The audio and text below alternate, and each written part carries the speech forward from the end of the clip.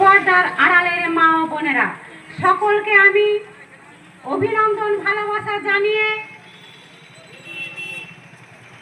17 দফা দাবিকে সামনে রেখে 10টি ট্রেড ইউনিয়ন শ্রমিক সংগঠনের ডাকে এবং শিল্প ভিত্তিক ফেডারেশনের আহ্বানে আগামী 9 জুলাই 2025 সাল সারা ভারতবর্ষব্যাপী সাধারণ ধর্মঘটের ডাক দেওয়া হয়েছে।